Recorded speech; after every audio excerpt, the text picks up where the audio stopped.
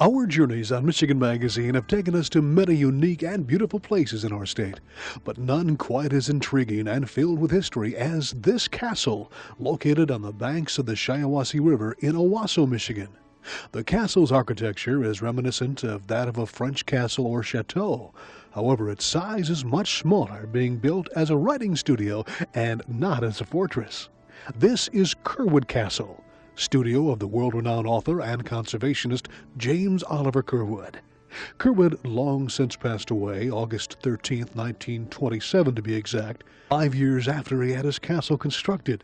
He was born and raised in Owosso, Michigan.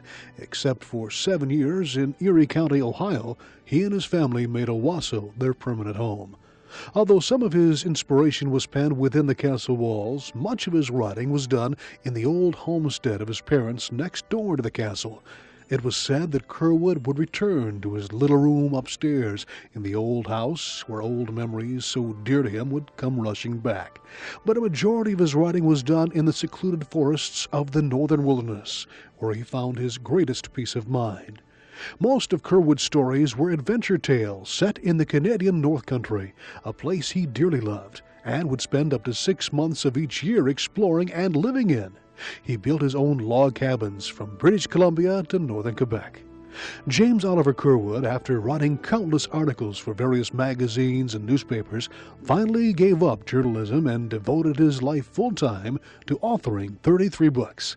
Many later filmed by major motion picture companies and published in foreign languages. Shortly before his death, Curwood reportedly built a magnificent log manor on the Owosso River near Roscommon, which replaced his smaller cabin he used to go to for many years. The castle is now open to the public, with guided tours conducted by the Area Historical Society. On our visit, one snowy winter's day, we talked with Society member and Curwood historian Ivan Kongor, who shared with us a bit of the life and times of James Oliver Curwood. In your dealings with researching the history and finding out more about James Oliver Curwood, what type of a man would you say he was? Was he a private man or an outgoing gentleman? Sort of, to a certain extent. People said that he could be walking down the street and walk by him and like he was in a world of his own sometimes, and then other times he would speak to everyone, and depending on what he was thinking about, I guess. And he was well known all over, and to people of Owosso, he was just Jim Curwood. What his family background? What type of a family did he come from? Was it aristocratic, or was it common folk? Well, his father was a poor shoe cobbler, and Curwood was born. They lived in the back of the cobbler shop in West Town, about 4 blocks west of here and 2 blocks south on Main Street, Main and Lansing Street. And he was born in the back of that store in their living quarters. He had 2 sisters and a brother, I guess one brother. They were very poor, and Curwood's folks moved to Ohio when he was around 6, 7 years old, and he worked on a farm down there. He bought the farm. When the snow melted off in the spring, it was like covered with stones, so that Jim Curwood spent many of his youthful years picking up stones and building fences there in Ohio.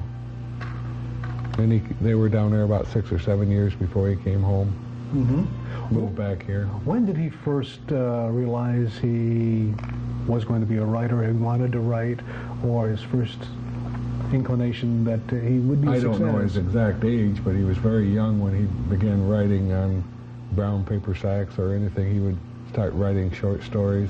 I wish we had those now, but we don't have any of those earliest ones.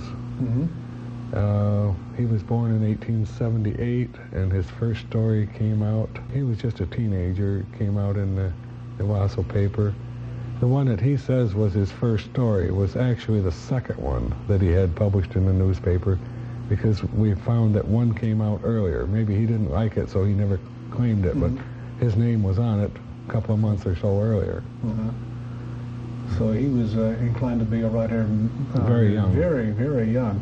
And his writings have been made into numerous movies, haven't they? Even beyond his death. Any of the movies made after his death were not even stories that he wrote. He wrote books, magazine articles, short stories, and some of the movies were made from just scenarios that he made. There was no story to it. It would just be a movie scenario.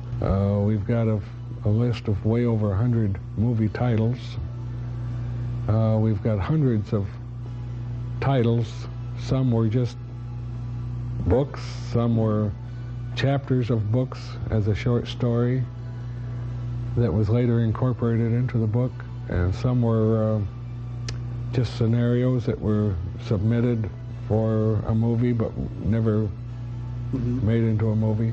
Looking out the window as the snow is falling slowly out there, it is an ideal location for inspiration. You can see where he could lose himself in these walls if he had to, as he used this. Well, with the river, he was always in love with the river.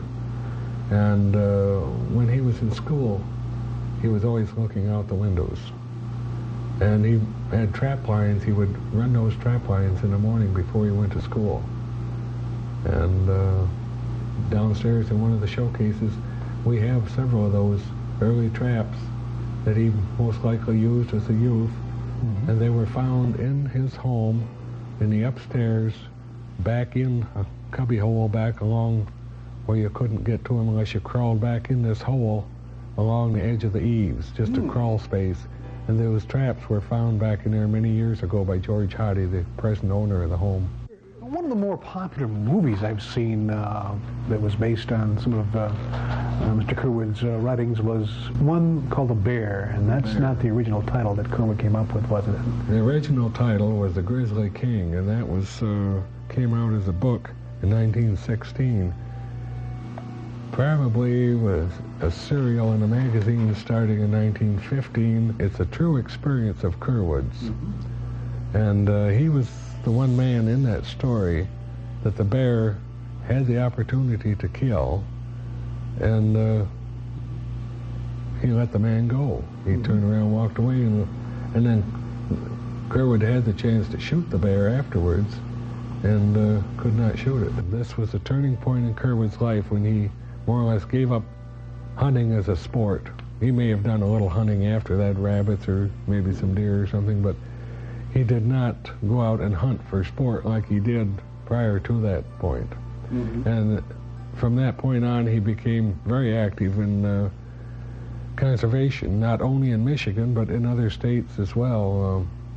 But he was very well known as a conservationist in Michigan, and quite a controversial one too. At points, he fought the governors and the legislature, and at the time he died, he spent time in Lansing when he should have been home doctoring in bed, doctoring his illness, the streptococcal infection, which finally killed him.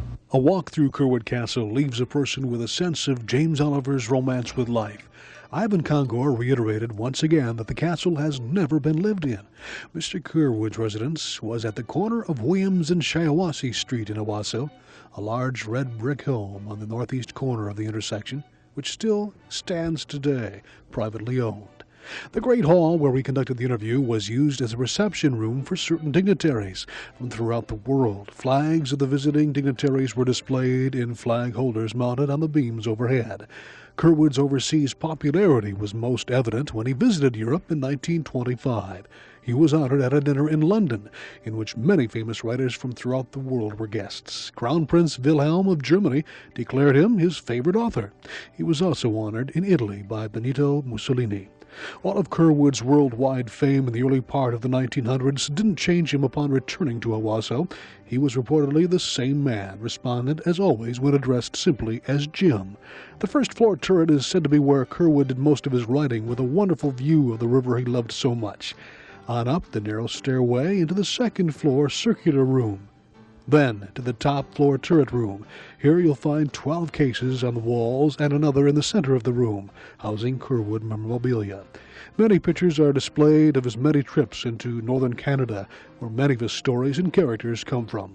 In the lower section of the castle, more displays of the life and times of James Oliver Curwood, along with another prominent Owosso resident who went on to become a well-known district attorney and governor of New York State, and also ran for president twice, lost twice.